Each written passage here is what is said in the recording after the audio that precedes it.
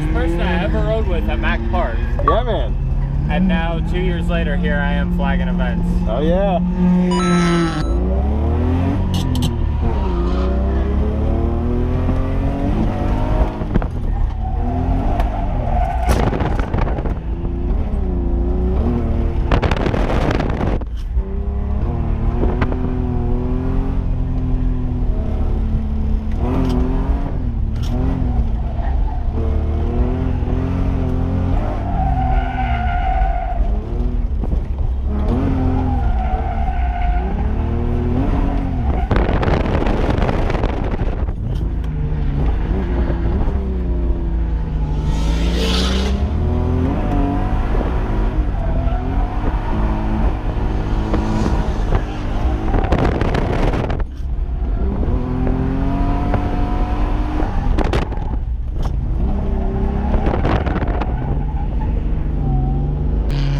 Okay, so let's talk about what this car has and what this car needs. This car has got some torque, which is great. It's solid on the clutch kicks. I don't have any real complaints there. Obviously, it could use a little bit more power to link the entire track, but outside of that, it's really capable. I've been driving it trying not to rely on the e-brake. If I rely on the e-brake, I can drive it harder and be more likely to link things and make it look better. So we're going to try a little bit of that, see how this e-brake does.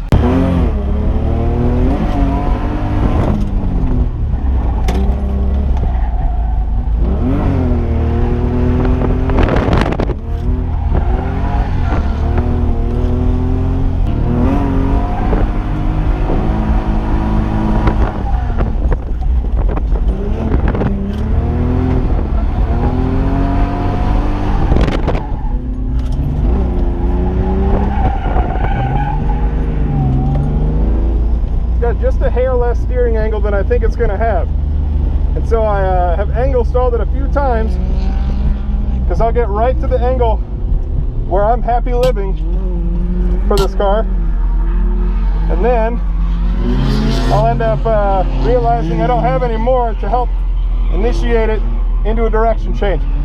So I've got to drive it a little bit more cautiously than I usually do, and I've got to initiate transitions a little bit earlier, because I'm doing most of my transitions with lift-off style, and in order to do lift-off, I gotta wait until the vehicle actually has retraction, which is going to cause it to change direction. So in this case, I can get it where I want it to be on track earlier, but I stay on throttle longer than I need to by a little bit, and that's making me transition late and sometimes go off course. So we're going to try to fix that as well on this next run.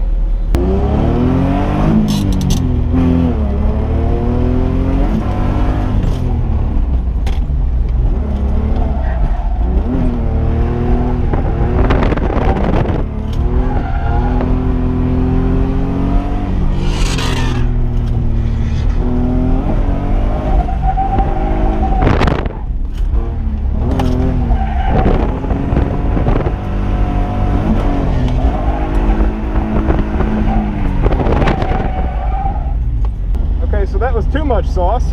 We got to try a little bit less than that. I need you to work e-brake.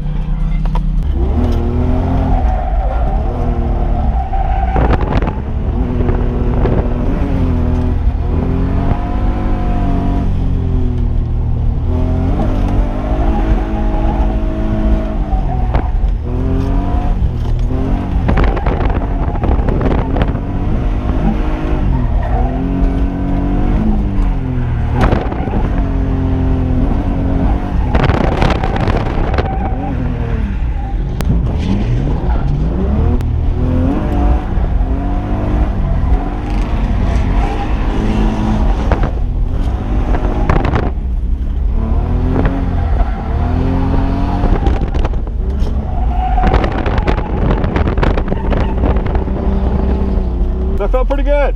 I'm pretty happy with that. Thank you, Atip, for allowing me to drive/trash your car.